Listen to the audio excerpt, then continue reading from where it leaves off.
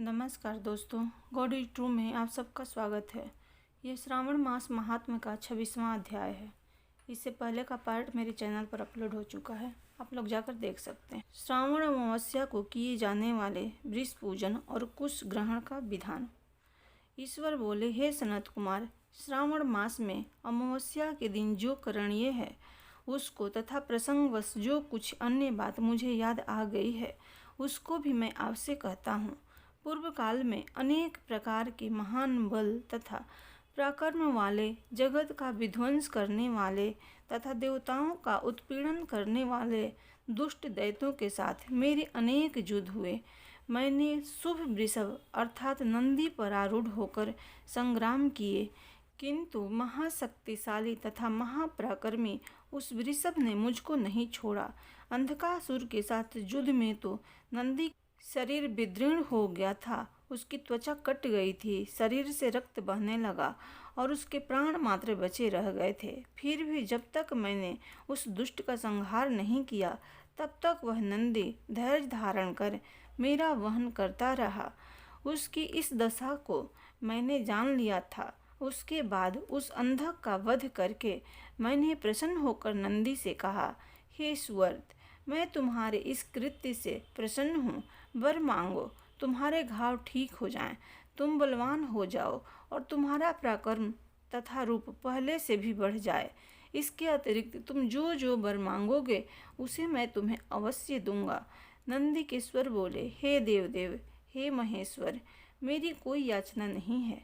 आप मुझ पर प्रसन्न हैं तो फिर इससे बढ़कर क्या वैभव हो सकता है। तथापि हे भगवान, लोकोपकार के लिए मैं मांग रहा हूँ। हे शिव, आज श्रावण मास की अमावस्या है जिससे आप मुझ पर प्रसन्न हुए हैं। इस तिथि में गायों सहित उत्तम मिट्टी से निर्मित वृषभों की पूजा करनी चाहिए। आज अमावस्या के दिन जन्म लेना कामधेनु तुल्य होता है, अतः इस तिथि में वर प्रदान करें कि यह अमावस्या वांछित फल देने वाली हो। आज के दिन भक्ति पूर्वक प्रत्यक्ष वृषभों तथा गायों की पूजन करनी चाहिए। गेरु आदि धातुओं से प्रयत्न पूर्वक उन्हें भूषित करना चाहिए। उनकी सींगों पर सोना, चांदी आदि के पत्थर मढ़ें और रेशम के बड़े बड़े गुच्छों को भी सींगों पर बांधें। अनेक प्रकार के वर्णों से विचित्र सुंदर वस्त्र से उनकी पीठ को ढक दें और गले में मनोहर शब्द करने वाला घंटा बांध दें। सूर्योदय से लगभग 4 घड़ी बीतने पर गायों को ग्राम से बाहर ले जाकर पुनः सायं वेला में ग्राम में प्रवेश कराएं। आहार के रूप में सरसों, तिल की खल्ली आदि अनेक प्रकार का अन्न इस दिन अर्पित करें। जो इस दिन ऐसा करता है उसका गोधन सदा बढ़ता रहता है। जिस घर में गाय न हो वह शमशान के समान होता है। पंचामृत तथा पंचगव्य दूध के बिना नहीं बनते हैं। गोबर से लेप किए बिना घर पवित्र नहीं होता है। हे सूरोत्तम, जहाँ गौमूत्र से छिड़काव नहीं होता वहाँ चींटी आदि जंतुओं का उपद्रव विद्यमान रहता है। हे महादेव, दूध के बिना भोजन का रस ही क्या है। हे प्रभु, यदि आप मेरे ऊपर प्रसन्न हैं तो इन वरों को तथा अन्य वरों को भी मुझे प्रदान कीजिए। हे सनत कुमार, तब नंदी का यह वचन सुनकर मैं बहुत प्रसन्न हुआ। मैंने कहा, हे वृषश्रेष्ठ, जो तुमने मांगा है सब हो जाए। हे नंदिन, इस दिन का जो अन्य नाम है उसे भी सुनो। जो वृषभ किसी के द्वारा कहीं भी किसी कार्य में प्रयुक्त नहीं किया जाता है और तृण खाता हुआ तथा जल पीता हुआ, जो शांति पूर्वक विचरण करता है तथा महान वीर व बलशाली होता है, उसे पोल कहा जाता है। अतः हे नंदिन, उसी के नाम से यह दिन पोला नाम वाला होगा।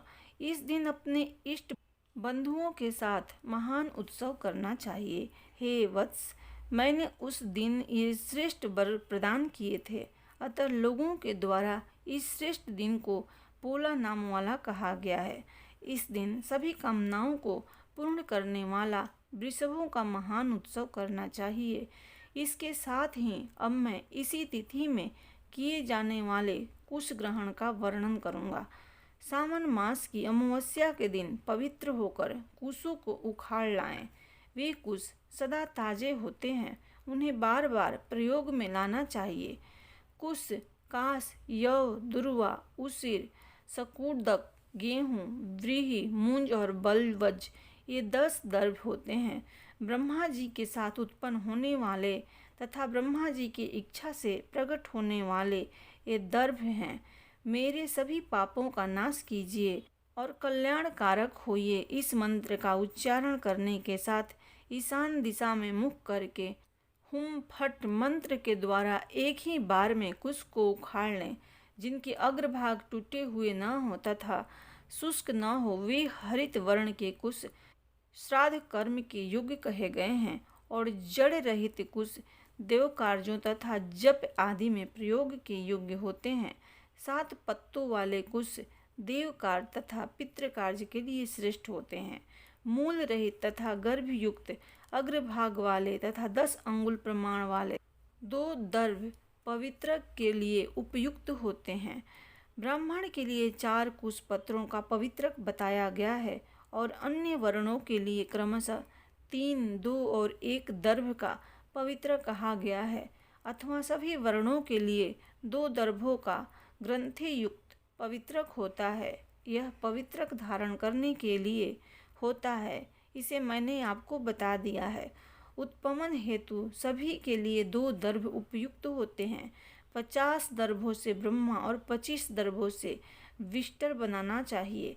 आचमन के समय हाथ में पवित्र को नहीं निकालना चाहिए। बिकीर के लिए पिंड देने तथा अग्नोकरण करने के साथ और पाद्य देने के पश्चात पवित्र का त्याग कर देना चाहिए। दर्भ के समान पुण्यप्रद, पवित्र और पाप नाशक कुछ भी नहीं है। देव कर्म तथा पितृकर्म ये सब दर्भ के अधीन है। उस प्रकार के दर्भों को श्रावण मास की अमावस्या के दिन उखाड़ना चाहिए, इससे इनकी पवित्रता बनी रहती है।